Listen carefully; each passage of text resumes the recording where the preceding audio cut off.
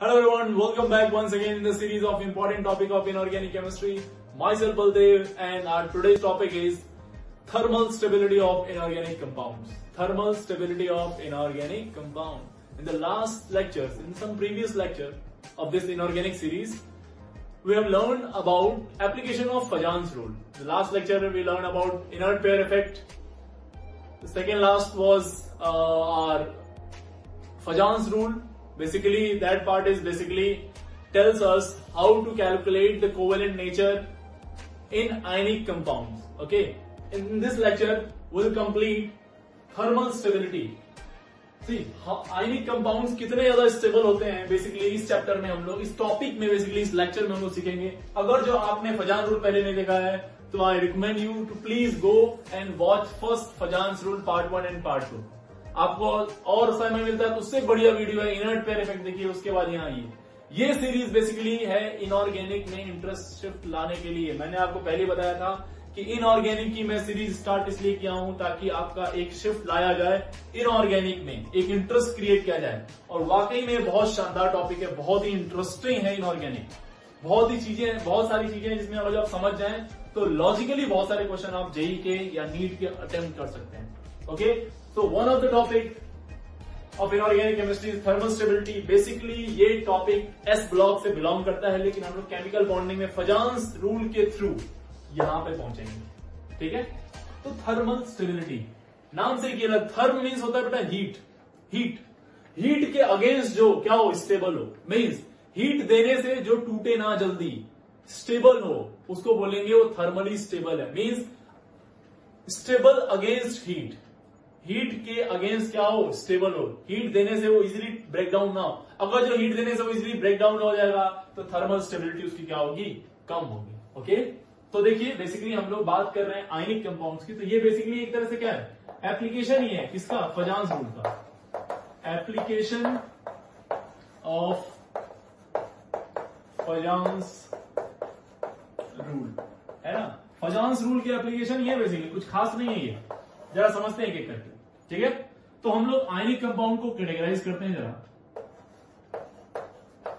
Ionic compound को हम लोग दो पार्ट में क्लासिफाई करेंगे और दोनों पार्ट के बारे में सीखते हैं एक एक करके. पहला आयनिक कंपाउंड, ऐसा आयनिक कंपाउंड की बात करेंगे, ऐसे आयनिक कंपाउंड के थर्मल स्टेबिलिटी की बात करेंगे जिसमें पॉली एटॉमिक एनायंस हो. पॉली एटॉमिक एनायंस हो मीन्स थर्मल टीएस का मतलब thermal stability. Okay, thermal stability of ionic compound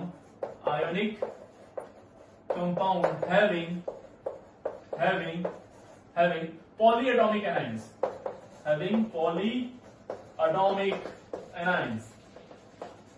polyatomic anion हो, उनकी बात करेंगे. और दूसरी बात करेंगे हम लोग thermal stability of ionic compound having monoatomic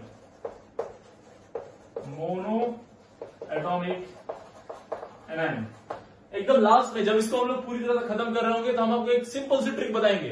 इतनी इजी ट्रिक जिससे आपको लगेगा कि आप एक सेकेंड में क्वेश्चन धड़ाधड़, आपको बस क्वेश्चन देखना है और ऑप्शन देखना है, टिक करना, आगे बढ़ जाना है. पर पहले हम लोग समझेंगे कि ये कैसे होता है. ठीक है, अब ये नहीं कि आपने लेक्चर को लास्ट में सीधे स्किप किया और लास्ट वाला ट्रिक देखा और आगे बढ़ गया. नहीं, बहुत सारी चीजें ऐसी भी हो सकती हैं जो आपको चोट पहुंचा देंगी, बीच का पूछ लिया. तो इसीलिए लेक्चर में पूरी तरह से बने रहिए.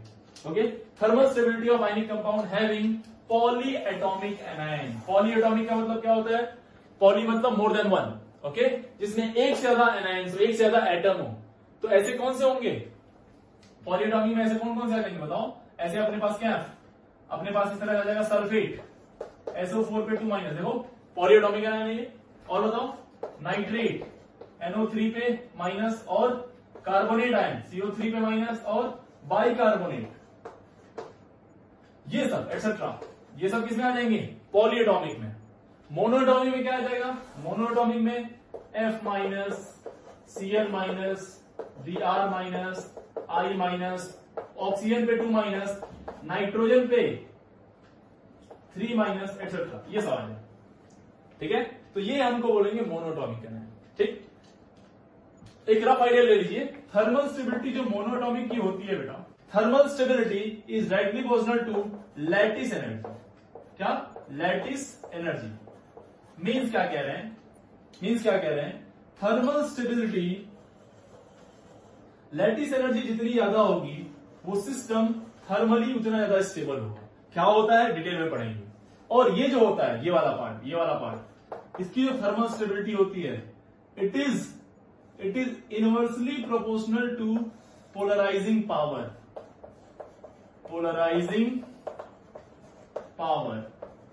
पोलराइजिंग पावर यानी कि ये फाइव, पोलराइजिंग पावर किसका? कैटायन का। पोलराइजिंग पावर ऑफ कैटायन ये होता है बेसिकली। तो देखो दोनों का चेक करने का क्राइटेरिया अलग अलग है। पॉलीएटॉमिक वाले को हम लोग पोलराइजिंग पावर से चेक करेंगे। पोलराइजिंग पावर जितना ज्यादा होगा उतना कम थर्मल स्टेबल। और मोनोएटॉमिक हुआ तो उसको हम लोग चेक करेंगे लैटिस एनर्जी से।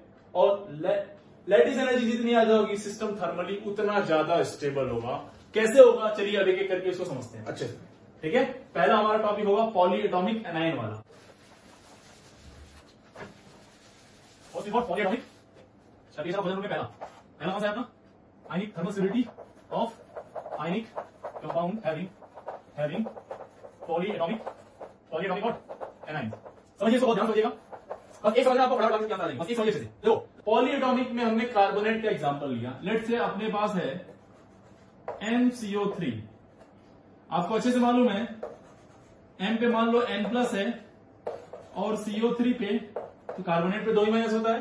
तो इसका अगर जो आपको बनाना हो आयनिक कंपाउंड तो क्या करते हैं? इसका चार्ज इसके नीचे बढ़ा देते हैं, इसका चार्ज इसके नीचे, क्या आ जाएगा? M2CO3 पे होल N, ये आएगा बेसिकली, है ना। ये है आयनिक कंपाउंड। ठीक, तो देखो जब ये आयनिक फॉर्म में होंगे, आयंस के फॉर्म में, तो क्या हम इसको ऐसे लिख सकते हैं? M पे N+ और CO3 पे 2 माइनस, तो CO क्या ऐसे लिख सकता हूं? C डबल बॉन्ड O पे माइनस और यहां पे भी O पे माइनस। ठीक है, ऐसे क्या ऐसा लिख सकते हैं हम लोग? आया ना? क्लियर है ना?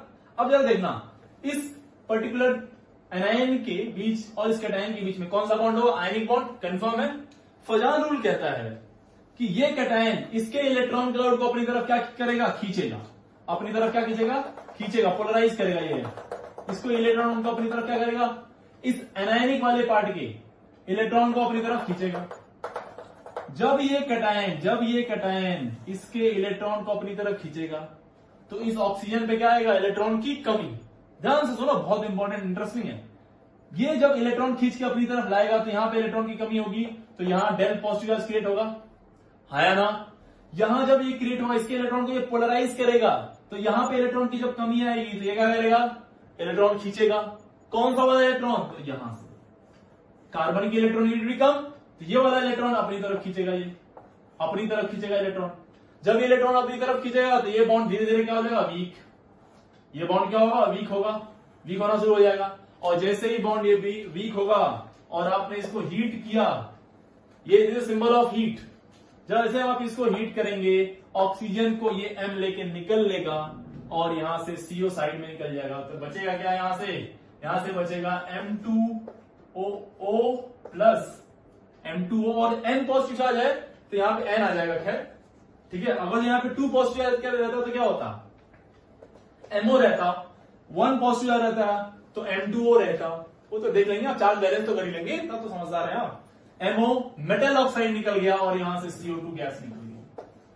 CO2 गैस निकल गई और ये क्या बन गया? Metal oxide. खैर हमारा ये कंसर्न नहीं है अभी।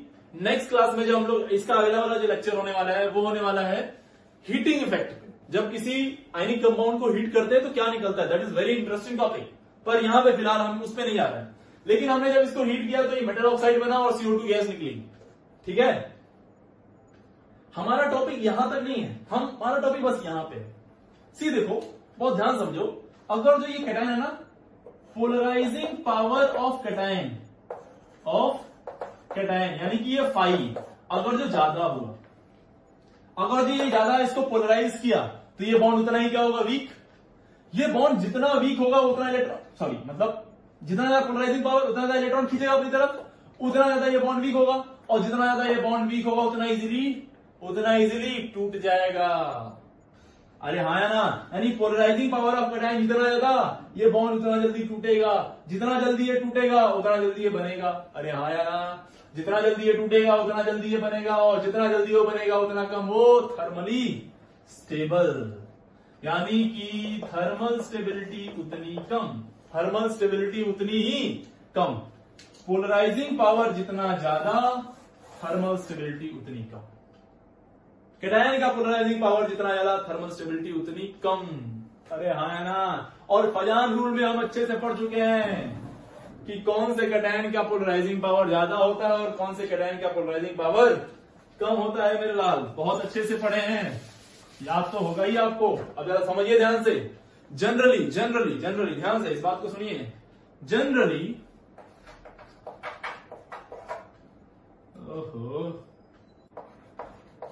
जनरली तो क्या होता है, जनरली एस ब्लॉक एलिमेंट्स, कौन से बेटा, एस ब्लॉक एलिमेंट ही आयनिक कंपाउंड बनाते हैं। एस ब्लॉक एलिमेंट ही क्या बनाते हैं, आयनिक कंपाउंड। कौन कौन से, देखो तो ध्यान से। यहां पे कौन आता है, lithium Li+1, lithium, sodium, potassium, rubidium, caesium, सब +1 वाले। अरे हाँ, यहां पे है क्या, बेरिलियम 2+, मैग्नीशियम 2+, कैल्शियम, स्ट्रोंसियम, बेरियम, है ना, ये सब +2 वाले। ठीक है। अच्छा, ऊपर से नीचे क्या हो रही है, साइज, ऊपर से नीचे साइज क्या हो रही है, साइज इंक्रीज हो रही है। और साइज इंक्रीज होता है, चार्ज सेम है, तो पोलराइजिंग पावर क्या होता है, polarising power PP, polarising power क्या होता है, डिक्रीज होता है। और अगर जो पोलराइजिंग पावर डिक्रीज होगा, देखो पोलराइजिंग पावर जितना ज्यादा, थर्मल स्टेबिलिटी उतनी कम। उल्टा बोलो, पोलराइजिंग पावर जितना कम, थर्मल स्टेबिलिटी उतनी ज्यादा। तो देखो पोलराइजिंग पावर क्या हो रहा है, कम हो रहा है ना, तो थर्मल स्टेबिलिटी क्या होगी मेरे पास, थर्मल स्टेबिलिटी इंक्रीज हो जाएगी। अरे हाँ या ना, थर्मल स्टेबिलिटी क्या होगी, बढ़ेगी। एक लाइन में आंसर सबका फिनिश।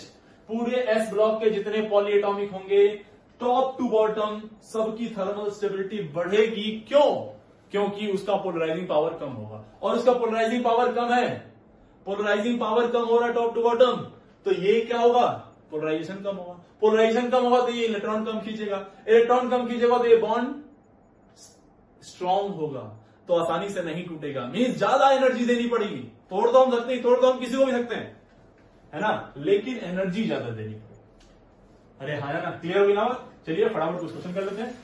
एक एक बात को नोट करना है फटाफट। चलिए इसको नोट कर लीजिएगा, यहां तक नोट कर लीजिए। चलो अब मैं थर्मल स्टेबिलिटी का ऑर्डर बताना है फटाफट आपको। थर्मल स्टेबिलिटी का ऑर्डर बताना है, Li2CO3, ठीक है, एक सेकेंड, हाँ, Na2CO3, K2CO3, Rb2CO3, CS2CO3। बता दो जरा ऑर्डर क्या है। ऑर्डर ऊपर से नीचे ना, देखो ऊपर से नीचे क्या हो रहा है, ऊपर से नीचे कैटायन की साइज बढ़ रही है, चार्ज सेम है, कैटायन की साइज बढ़ रही है, और साइज बढ़ती है तो पोलराइजिंग पावर कम होता है। और पोलराइजिंग पावर देखो, अगर जो आपने फजान रूल का पहला लेक्चर नहीं पढ़ा है तो वहां जाइए, पहले उसको पढ़िए और देखिए कैसे कम हो रहा है साइज। बहुत बड़ा छोटा सा लेक्चर है, पढ़ लो उसको पहले। तो क्या आ जाएगा ऑर्डर, ये, अरे बोलोगे कुछ, हाँ या ना, ये होगा ना। दूसरा देखो फटाफट, सेकंड क्वेश्चन देखिए फटाफट। इसी में क्या करूंगा, इसी में कार्बोनेट वाला ही था ना, ये दोनों कार्बन बेरिलियम वाला है, इसमें +2 है, कार्बोनेट पे -2, क्या हो जाएगा, DCO3 और MgCO3, CaCO3, calcium carbonate, SrCO3, BaCO3। बता दो क्या आ जाएगा ऑर्डर यार। अगेन साइज बड़ा हो रहा है, साइज बड़ा होगा तो सब पे चार्ज क्या है, +2। ये किसका ऑर्डर बता रहे हैं हम लोग, थर्मल स्टेबिलिटी ऑर्डर। अगला क्वेश्चन देखिए, लिथियम के साथ LiNO3, नाइट्रेट का देख लेते हैं, NaNO3, KNO3, है ना, RbNO3, क्योंकि नाइट्रेट पे कितना चार्ज होता है, -1, CsNO3। ठीक है, चलो नेक्स्ट देखो, नेक्स्ट फटाफट क्या आ जाएगा। डी बेरिलियम पे +2 होता है, नाइट्रेट पे तो -1 ही होता है, तो क्या लेना पड़ेगा, 2 नेगेटिव लेना पड़ेगा।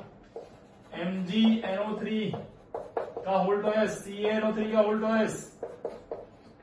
अरे बोलोगे यार यही तो होगा, और आगे बोलिए SrNO3 का होल्ड टू एस और DaNO3 होल्ड टू एस। क्या आ जाएगा, दिक्कत वाली बात तो है नहीं कोई, सबका क्या होगा, खटाखट खटाखट। देखो एक लाइन में आंसर, एक लाइन में आंसर, बिल्कुल ज्यादा टेंशन लेने वाली बात नहीं, खटाक से आंसर आ गया। देखो धड़ से आंसर, बहुत परेशान होने की जरूरत नहीं है आपको। अगला 5th, यही ले लिया हमने नाइट्रेट। नाइट्रेट बाइकार्बोनेट ले लिया, ऐसे बाइकार्बोनेट Li। बाइकार्बोनेट क्या होता है बेटा, H2CO3 में से अगर जो आप एक H+ निकाल दें क्या बनेगा, HCO3 पे माइनस, और इसका नाम होता है बाइकार्बोनेट। इसको बोलते हैं बाइकार्बोनेट, बाइकार्बोनेट आयन। ये भी पॉलीएटॉमिक है, कई सारे एटम्स है ना इसमें, पॉलीएटॉमिक। तो इस पे चार्ज कितना है, -1। फर्स्ट ए में क्या होता है, +1 ही चार्ज होता है, तो +1 -1 एक एक एटम की जरूरत पड़ेगी। NiHCO3 है ना, NaHCO3, बोलो KHCO3, और बोलो RbHCO3 और CSHCO3। ऑर्डर क्या आ जाएगा, सबका ऑर्डर, आंख बंद करके, टेंशन नहीं लेने का, एक लाइन में आंसर सभी का, फटाफट देख लो। चलो अगला बता दो, बेरिलियम HCO3 का ले लेंगे, होल्ड टू एस। अरे हाँ ना, और बोलो मैग्नीशियम HCO3 का होल्ड टू एस, और आगे बोलो फटाफट क्या ले लें यार, मैग्नीशियम का कैल्शियम, स्ट्रोंशियम, बेरियम BaHCO3 का होल्ड टू एस। और सबका ऑर्डर क्या, क्यों, क्योंकि साइज क्या हो रही है, कैटायन की बढ़ रही है, और साइज बढ़ रही है तो पोलराइजिंग पावर क्या हो रहा है, पोलराइजिंग पावर क्या हो रहा है बताओ, पोलराइजिंग पावर घट रहा है, और पोलराइजिंग पावर घटेगा तो थर्मल स्टेबिलिटी बढ़ेगी। सिंपल सी बात, क्या, पोलराइजिंग पावर बढ़ेगा तो थर्मल स्टेबिलिटी घटेगी। क्या, पोलराइजिंग पावर बढ़ेगा तो थर्मल स्टेबिलिटी घटेगी। रट लो इसको, बिठा लो दिमाग में अपने। चलो लिथियम सल्फेट के साथ लेते हैं। सल्फेट क्या होता है मेरे लाल, SO4 पे 2-, 2 नेगेटिव, इससे एक पॉजिटिव होता है, ये 2 लेना पड़ेगा। LiSO4, बोलो Na2SO4, K2SO4, Rb2SO4, और बोलो CS2SO4, CS2SO4 आया ना। और ले लें बेरिलियम के साथ, बेरिलियम पे +2 और सल्फेट पे -2, एक एक एटम से काम चल जाएगा। DeSO4, MgSO4 है ना, CaSO4 और SrSO4, SrSO4 एंड DaSO4। और सभी की कहानी क्या है, साइज बढ़ रहा है, साइज बढ़ रहा है, साइज बढ़ रहा है। बस एक लाइन में आंसर, खटाखट खटाखट खटाखट। ये सारे क्वेश्चन पूछे जाते हैं मेरे लाल, ये सब क्वेश्चन पूछे जाते हैं, और जब पूछे जाएंगे और वहां पे आप मुंह बना के बैठ जाएंगे तो कहानी हो जाएगी फिल्मी, आपकी फिल्मी कहानी ना हो, इसीलिए हमने आपको ये डिटेल में पढ़ा दिया। Thermal stability of polyatomic anions, thermal stability of ionic compound having polyatomic anions. अब इसी में थोड़ा सा और देखिए, थोड़ा सा और।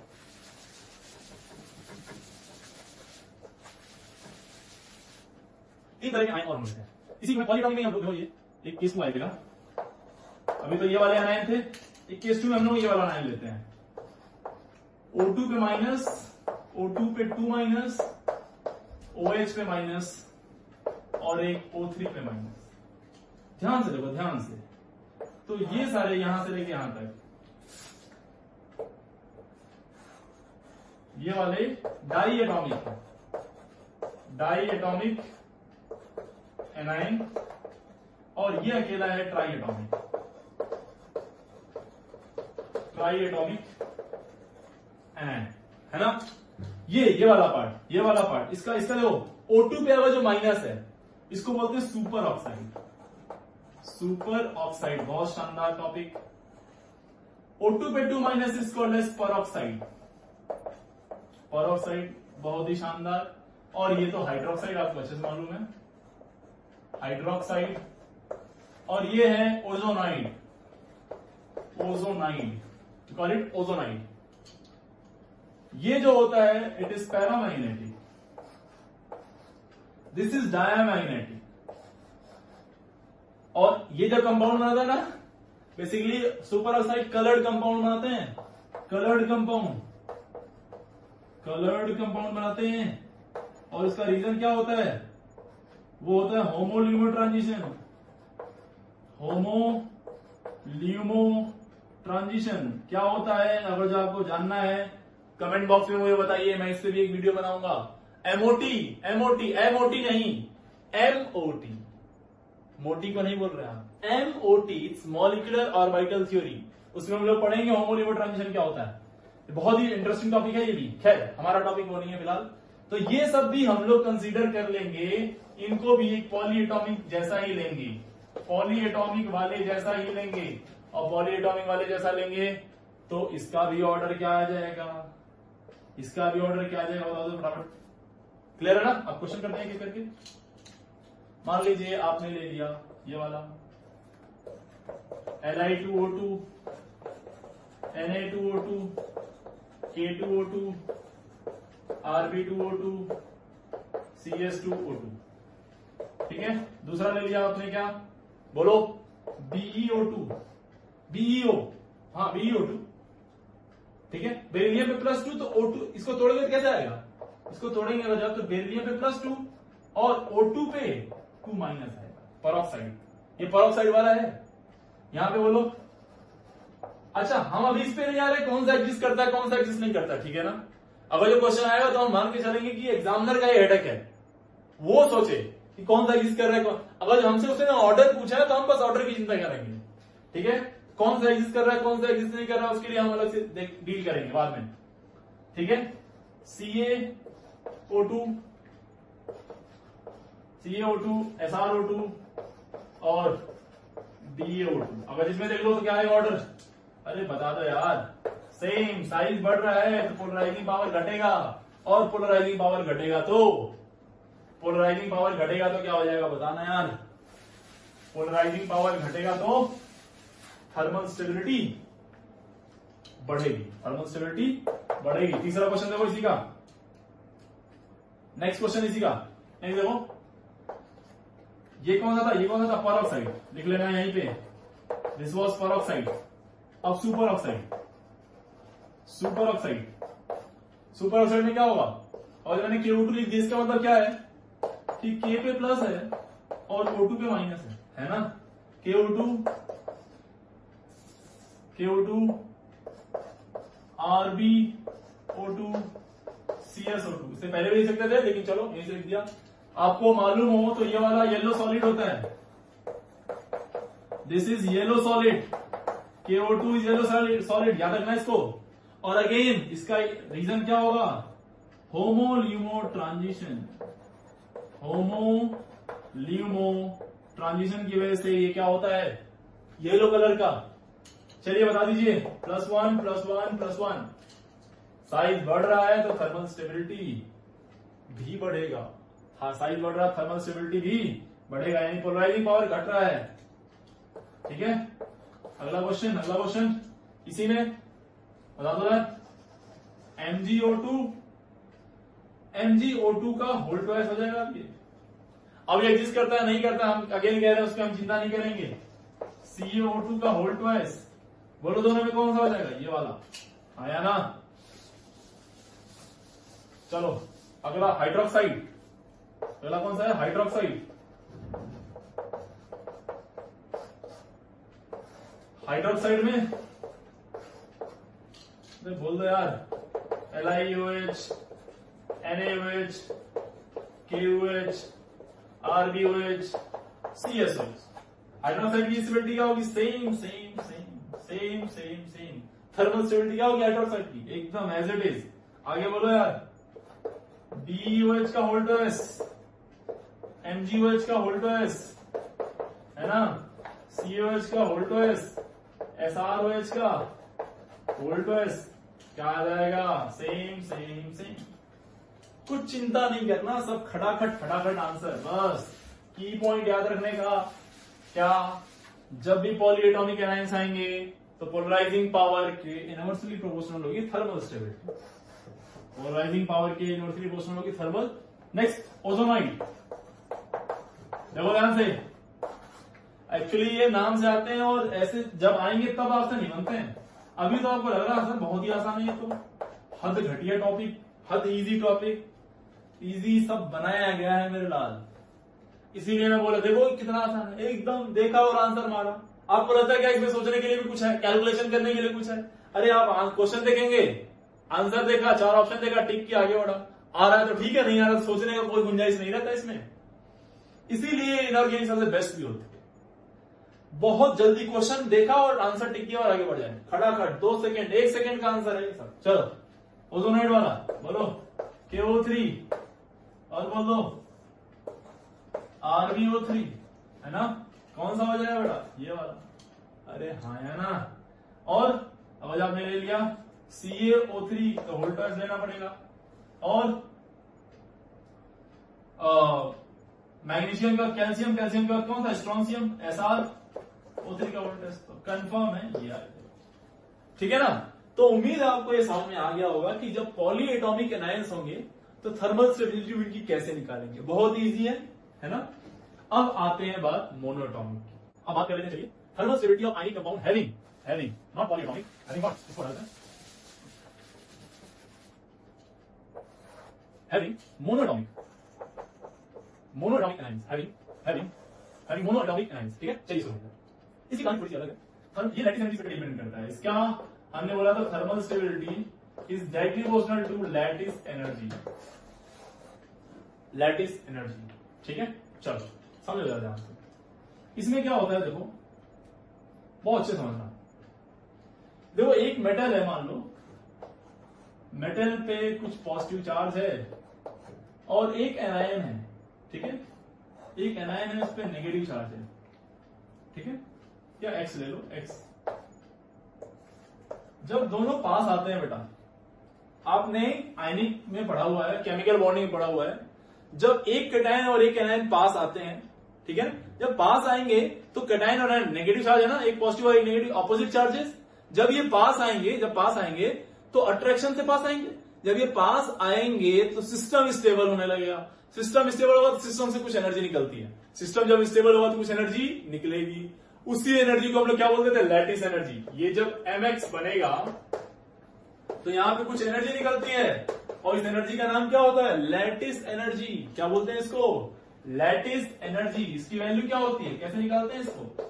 जब दो चार्ज पॉइंट होते हैं Q1 and Q2, let's say it is Q1 and this one is Q2, तो इसका होता है formula K Q1 Q2 by R। R में R cation plus R anion, radius of cation plus radius of anion हम लोग लेते हैं। समझ रहा ध्यान से, समझना, ठीक है। तो जब इन्होंने क्या हुआ, जब ये क्या हुआ, जब ये पास आए तो एनर्जी निकली, और जो जितनी एनर्जी निकली है ये M और ये X माइनस, जब पास आया तो इनके बीच में एक बॉन्ड बना। जब एनर्जी निकली तो इनके बीच में एक बॉन्ड बना। ये बॉन्ड कौन सा है? Ionic bond. कौन सा बॉन्ड है बेटा? आयोनिक बॉन्ड, ठीक है। बहुत ध्यान से, बस ये भी एकदम 1 सेकंड का ही है। आयोनिक बॉन्ड ये बना, आयोनिक बॉन्ड, ठीक है। पहले, इससे पहले कोवेलेंट बॉन्ड टूट रहा था, अभी लेकिन आयोनिक बॉन्ड टूटने के चांसेस हैं। अब ये टूटेगा क्योंकि एक ही एनायन है। एनायन में और ज्यादा एटम्स नहीं है कि हम दूसरे वाले एटम को तोड़ लें, नहीं, यही बॉन्ड तोड़ना पड़ेगा, मजबूरी है अपनी। तो देखो जरा ध्यान से, जब ये पास आए दो एटम, जब पास आए तो कुछ एनर्जी निकल गई, जब पास आए तो एनर्जी निकली, वापिस से यही एनर्जी दे दो, वापिस से यही एनर्जी निकल दो तो वापिस से अलग हो जाएंगे। अरे हाँ या ना, वापिस से यही एनर्जी दो तो ये निकल जाएंगे, वापिस से सेम एनर्जी देंगे तो ये दोनों अलग हो जाएंगे।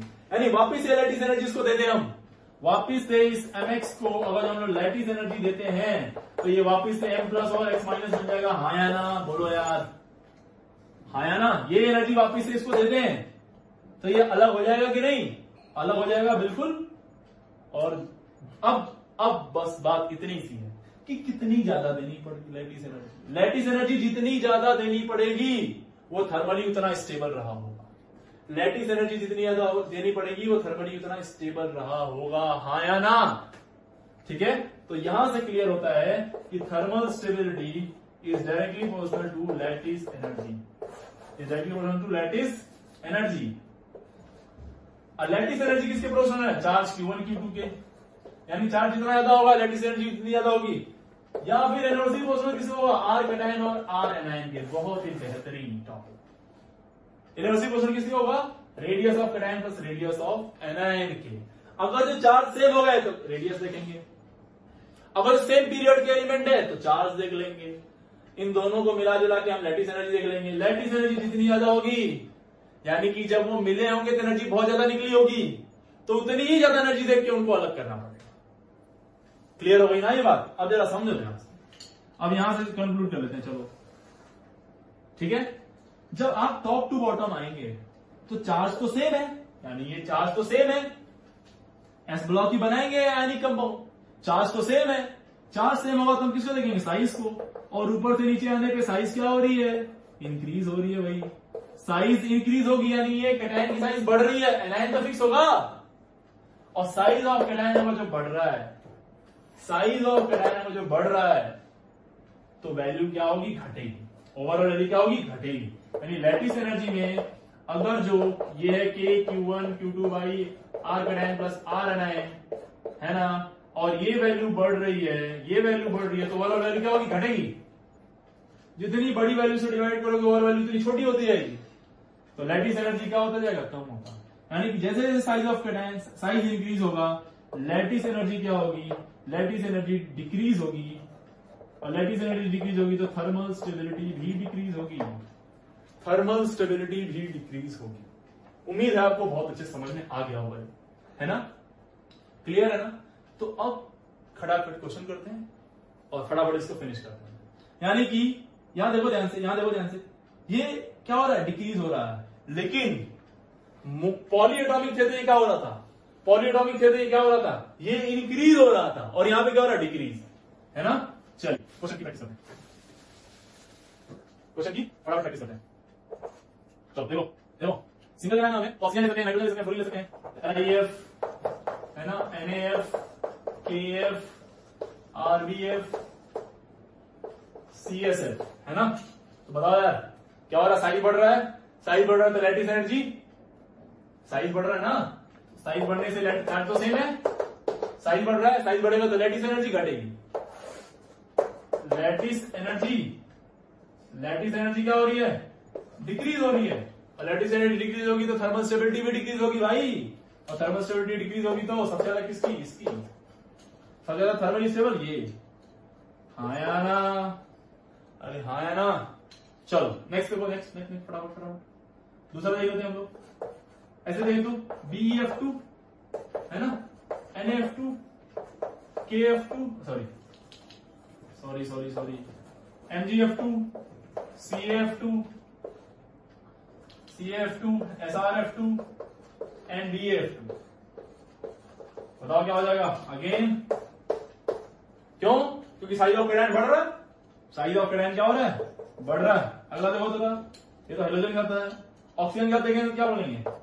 Li2O। देखो अकेला ऑक्सीजन है ये, सुपर ऑक्साइड या फिर सुपर ऑक्साइड या फिर परऑक्साइड नहीं है, ना ही ओजोनाइड है, सिंगल ऑक्सीजन, तो O पे 2-। ये ऑक्साइड है, ये फ्लोराइड था, ये ऑक्साइड, ऑक्सीजन पे 2-, F पे माइनस।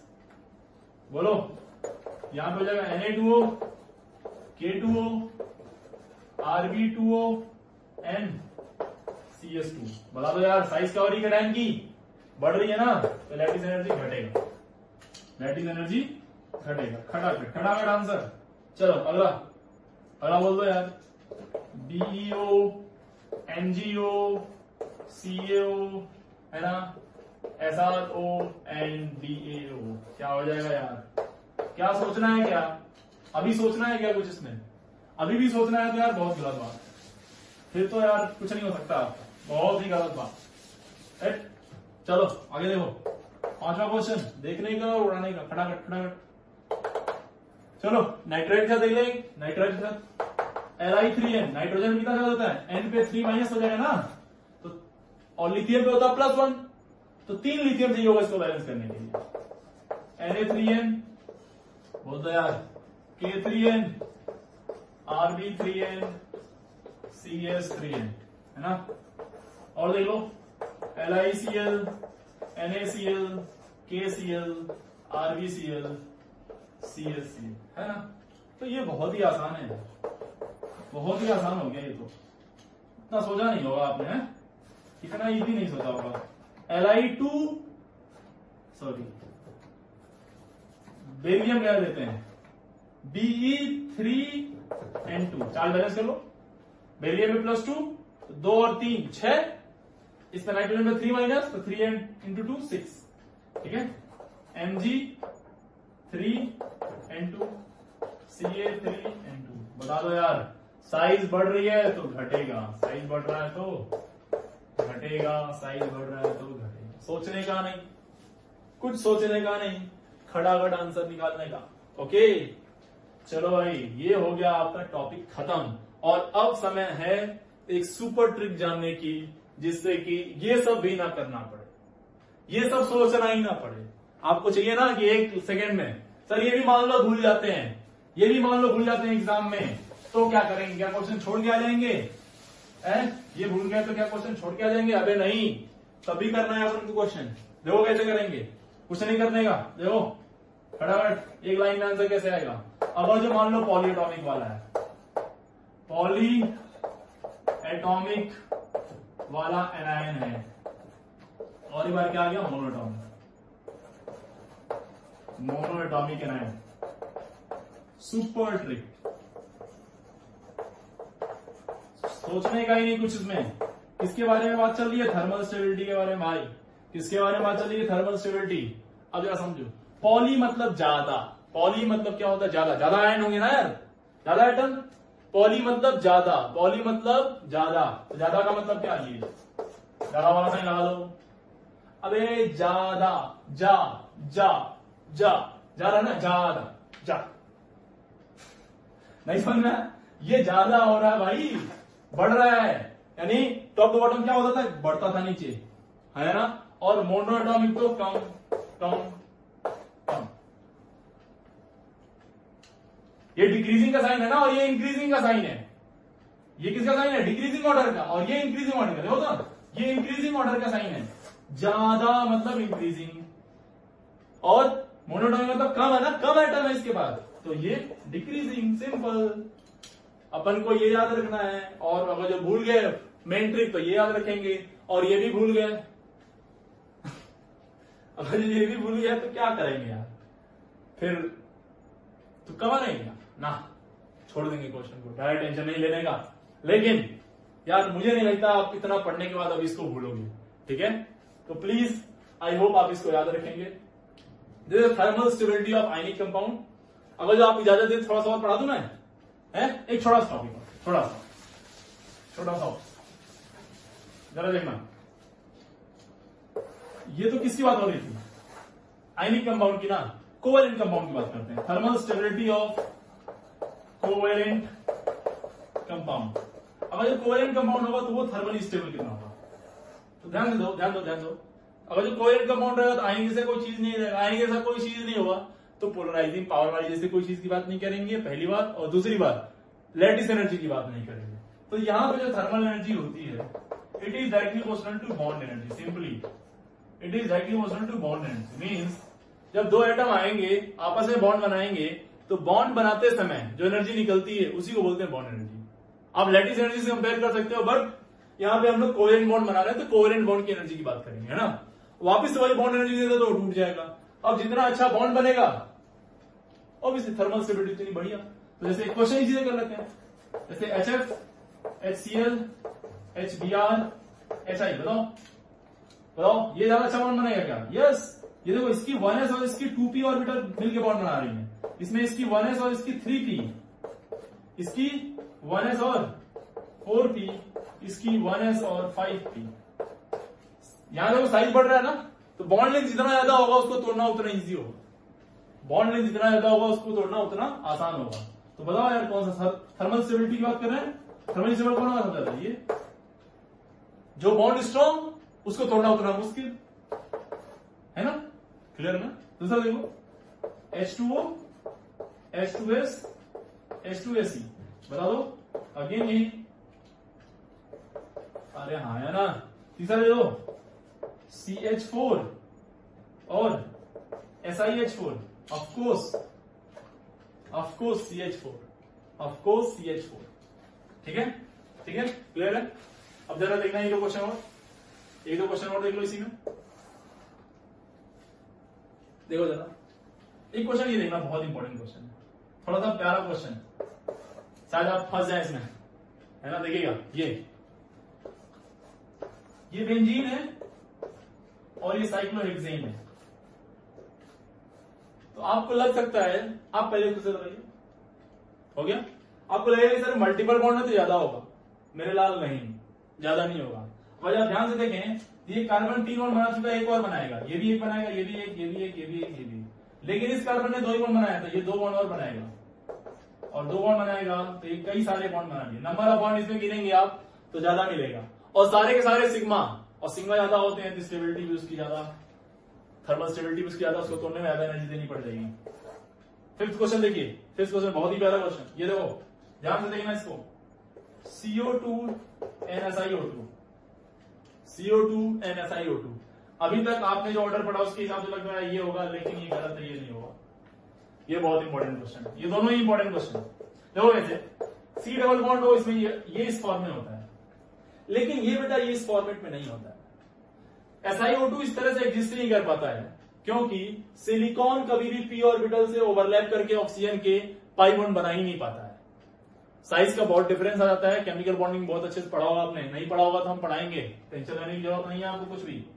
ये बेसिकली बनाता है पॉलीमर टाइप, टेट्राहेड्रली जुड़ा होता है सबसे, इस तरह से सिलिकेट के फॉर्म में जुड़ा होता है। और जब ऐसा जुड़ा होगा तो सारों के सारे कौन से बॉन्ड आएंगे? Sigma bond.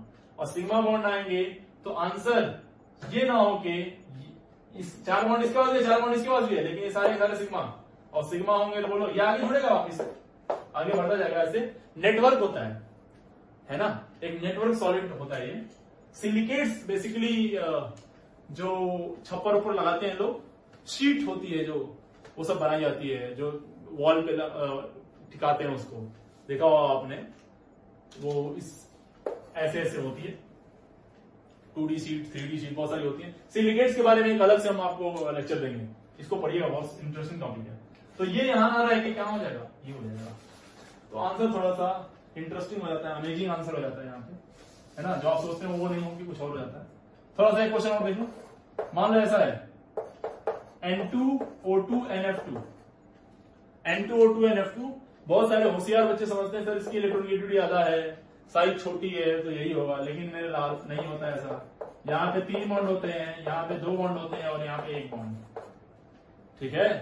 तो 1 बॉन्ड होगा, 3 बॉन्ड ऑब्वियसली ज्यादा स्टेबल होता है, 3 बॉन्ड ऑब्वियसली ज्यादा स्टेबल होता है। और एक बहुत ही आपके लिए बेस्ट क्वेश्चन,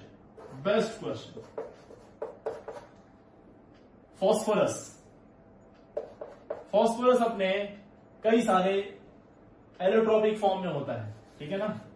फॉस्फोरस जो होता है ब्लैक होता है, रेड होता है और व्हाइट होता है। Black, red and white, BRW याद रखिएगा इसके, BRW black, red, white, BRW black, red, white, BRW black, red, white, BRW black, red, white. अबे समझ में आ गया, black, red, white, black, red, white. तो सबसे ज्यादा स्टेबल ब्लैक होता है, फिर रेड होता है, फिर व्हाइट होता है। इसको जब मैं पढ़ाऊंगा तो आगे बताऊंगा क्यों ऐसा होता है। व्हाइट फॉस्फोरस सबसे कम स्टेबल होता है। ये इतना ज्यादा कम होता है कि अगर जो इसको हवा में ऐसे छोड़ दें आप तो खड़ाक से आग लग जाती है। गाँवों में जो जादू सिखाने जाते हैं ना, सब बोलते हैं कि आपके घर में अगर जो भूत होगा तो मेरे हाथ में आग लग जाएगी, है ना। तो वो व्हाइट फॉस्फोरस रखे रहते हैं और बस झोले के अंदर हाथ डालते हैं, व्हाइट फॉस्फोरस निकालते हैं और ऐसे छोड़ते ही खड़ाक से आग लग जाती है और कहते हैं लो भूत जल गया आपके घर का, भूत जला दिया आपने। तो बेसिकली वो व्हाइट फॉस्फोरस तुरंत ऑक्सीडाइज होता है, इतना ज्यादा ये अनस्टेबल होता है कि एयर के कांटेक्ट में आते ही ऑक्सीडाइज हो जाता है, ठीक है। तो ये बॉन्ड में जाता है। तो this was all about thermal stability of ionic compounds and covalent compound. I hope आपको ये पूरी तरह समझ में आ गया होगा। कोई भी डाउट है इसमें लेके आपको प्लीज कमेंट में आप पूछ सकते हैं, आप पर्सनली भी कनेक्ट कर सकते हैं मेरे से। ठीक है, आज के लिए इतना रह देते हैं। नेक्स्ट क्लास में हम लोग इसको तोड़ के क्या कंपाउंड्स बनेगा, कैसे वो निकलेगा, वो बहुत इंटरेस्टिंग टॉपिक है वो भी, क्योंकि थोड़ा सा इससे और इंटरेस्टिंग चीजें आने वाली है उसमें। अलग अलग के लिए अलग अलग सीन बन जाएगा। यहाँ तो सब कुछ एक पैटर्न पे चला गया। ठीक है, आज के लिए इतना देते हैं। Thank you very much.